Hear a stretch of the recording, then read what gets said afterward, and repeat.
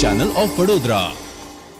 વડોદરા વાસીઓની સાથે સાથે રાજકીય નેતાઓએ પણ ઉત્તરાયણ પર્વની 2 દિવસ રંગેચંગે ઉજવણી કરી હતી।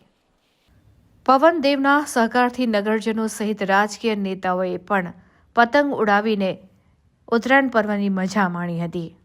ઉત્તરાયણ પર્વને લઈને વડોદરા શહેરના યુવા સાંસદ ડોક્ટર હેમાંગ જોશી દ્વારા કાર્યકર્તાઓ અને પરિવાર સાથે ઉત્તરાયણ પર્વની ઉજવણી કરવામાં આવી।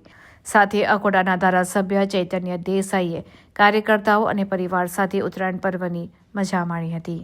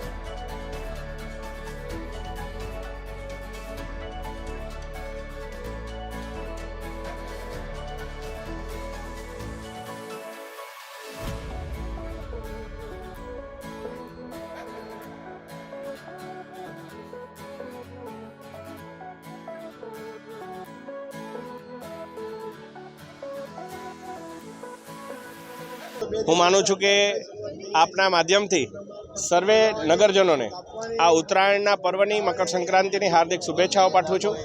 સાથે આજે દેશના અમુક ભાગોમાં લોહડી તથા પોંગલનો પણ તહેવાર ઉજવાઈ રહ્યો છે, ત્યારે આપના માધ્યમથી તેઓને પણ આ તહેવારની હાર્દિક શુભેચ્છાઓ પાઠવું છું। ભારતીય જનતા પાર્ટી એક વિશ્વની સૌથી મોટી પાર્ટી છે। આ પાર્ટી એક પરિવાર છે અને પરિવાર સૌ સાથે મળીને જ્યારે તમામ તહેવારો ઉજવતા હોય ત્યારે અકોટા વિધાનસભાના વોર્ડ નંબર 13ના અમારા પૂર્વ પ્રમુખ આદરણીય નલિનભાઈના નિવાસસ્થાને અકોટા વિસ્તારના આપણા ધારાસભ્ય ચૈતન્યભાઈ અને અમે સૌ સાથે મળી અને આજે ઉત્તરાયણનો પર્વ ઉજવવાના છીએ। આજે મકર સંક્રાંતિનો આપણે પર્વ ઉજવી રહ્યા છીએ, ત્યારે સ્પષ્ટ રીતે મકર એટલે સૂર્ય એ ઉતરી રહ્યો છે બીજી રાશિમાં, એટલે એનું જે બદલાવ છે યુઝ્યુઅલી મકર સંક્રાંતિના દિવસે થતો હોય છે। આપણે જ્યારે નોર્મલ જે આપણા વર્ષ હોય છે એમાં 14મીએ આપણે મકર સંક્રાંતિ મનાવીએ છીએ। લીપ યર્સ હોય છે ત્યારે જાન્યુઆરીની 15 તારીખે મકર સંક્રાંતિનો પર્વ ઉજવવામાં આવે છે। આમાં આ દિવસનો બે ચાર મહત્વ છે કે આજના દિવસથી તમારો શિયાળુ એટલે એ શિયાળુ પૂર્ણ થઈને હવે ઉનાળા તરફ આપણે વધી રહ્યા છે એ દર્શાવાય છે। સાથે આપણે જે રાત આપણી જે લાંબી થતી ગઈ હમણાં સુધી જે રાત લાંબી થઈ અને દિવસ ટૂંકા હતા, હવે દિવસ ધીરે ધીરે લાંબા થશે અને રાત મોટી થશે, નાની થશે. એ આ દિવસથી થાય છે એટલે એને વિન્ટર સોલિસ્ટિસ પણ કહેવાય છે. આ એટલે આપણે સૂર્ય ભગવાનને રીઝવવા માટે આપણે મકર સંક્રાંતિ પતંગ ચગાવીને એને રીઝવવાનો પ્રયત્ન કરીએ છીએ. હમણાં પૂર્વ પ્રમુખ છે અમારા નલિન પોથીવાલા, એમના ઘરે અહીંયા વોર્ડ નંબર 13 આવેલા છે.